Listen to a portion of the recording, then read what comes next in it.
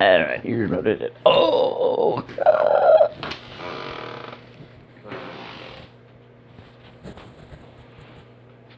There it be. Alright. Chapter 26. Mark ran and did his PT early. That's physical training. He was eating his oatmeal when Bill Evans showed up. Mark offered him some breakfast and he graciously accepted. Bill told everyone at the Turner house that he'd worked for the phone company for the last 22 years. He, his wife, and 2 teenage children had lived in a small subdivision just inside the city limits.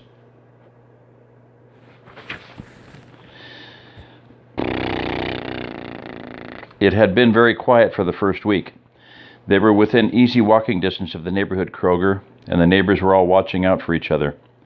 Then he told them things had gotten bad in a hurry. A gang was coming through the subdivision every day and extorting 1 can of food from each house for protection.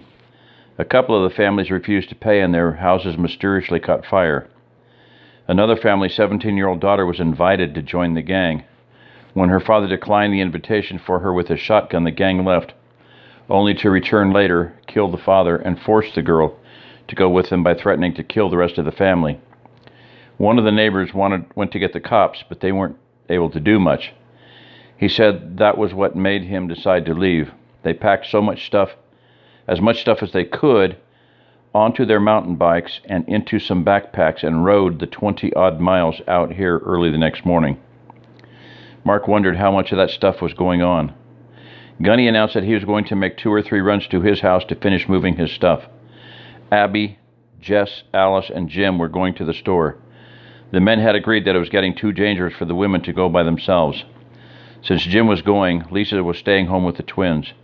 Sam asked if she could go to the store with her mom.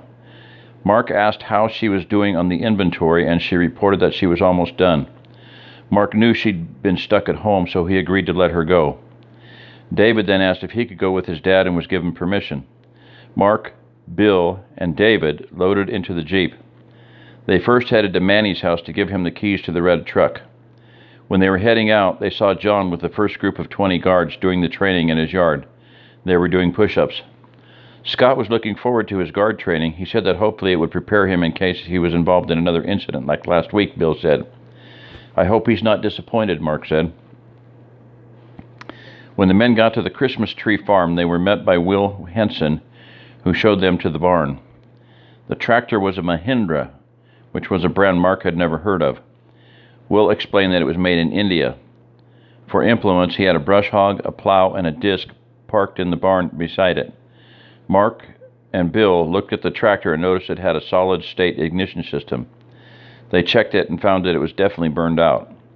Bill figured their best shot at the parts was from the dealer, and Will told him that the dealer was in China Grove. They loaded into the Jeep and headed that way. When the 4 of them got to the tractor dealer, they were elated to see he was open. They went in, and a large man in shorts and a sweat-stained t-shirt was behind the parts counter. "Help ya?" he asked. Bill stepped forward.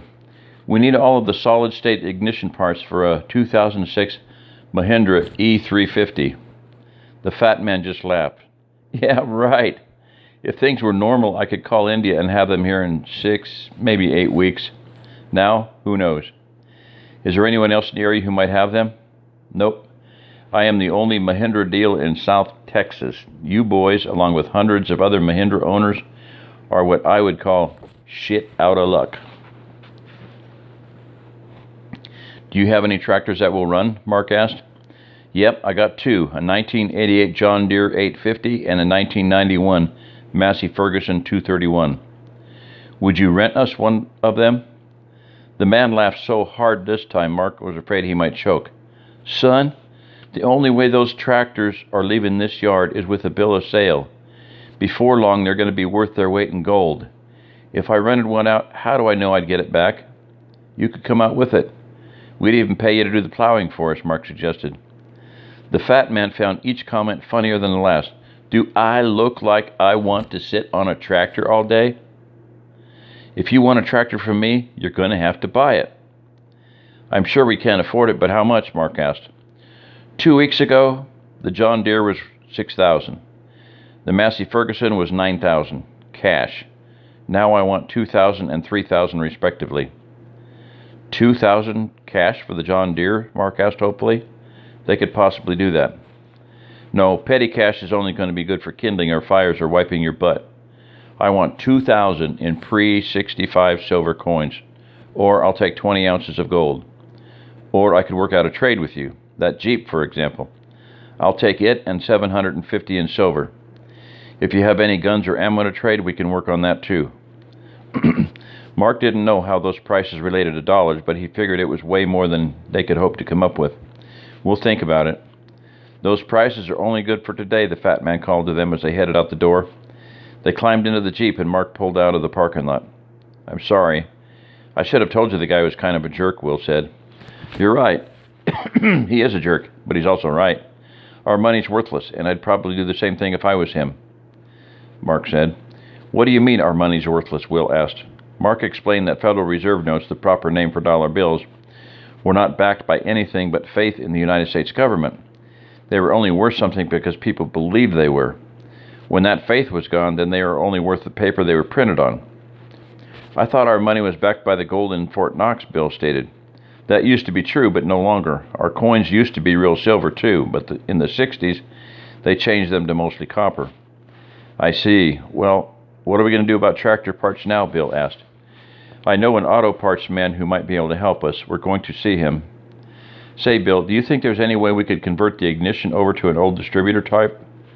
Probably not. The engine would have to have a place for the distributor and gears on the camshaft to turn it. Even if it did, and I didn't see it, we'd have to find the exact distributor. I think we'd have better luck finding replacement parts.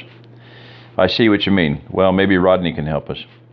When the men got to Rodney's neighborhood, it looked deserted. Mark pulled up to the driveway and honked the horn once. He remembered how nervous Rodney was last time, and he didn't want to alarm him unnecessarily. Mark saw the door crack open, and he stepped out of the Jeep with his hands in plain view and waved. Rodney opened the door the rest of the way. Mark noticed that he was carrying a rifle today instead of his shotgun. Hey, Mark, what are you doing here? Were the parts you bought Friday okay? The parts man asked. The parts are fine, Rodney. I came because I need some help with the tractor, Mark explained. That's a pretty serious-looking rifle. Yeah, well, things are getting pretty serious around here. There have been some shootings, and all the neighbors are pretty much staying in their houses or moving to a relative's house. Are you going to move? All mine and my wife's relatives live on the East Coast. I presume it's probably worse where they are than it is here, so we have no choice but to stay put. You said you need tractor help? Yes, we need the ignition parts for a tractor. Think you might have any? What kind and what year? It's a Mahindra, a 2006 model. I can't help you. Those Mahindras are made in India on old International Harvester equipment, but the parts aren't interchangeable. In fact, Mahindra parts are difficult to get in the best of times. Do you have any idea where we might find some? Did you try the dealer? Yeah, but he just laughed at us. I'm sorry, I just don't know anyone else. Thanks. Say, you wouldn't have an alternator and radiator for an International Harvester truck, would you? Sorry again, I could order those if the phones were working, but those aren't parts I usually keep in stock.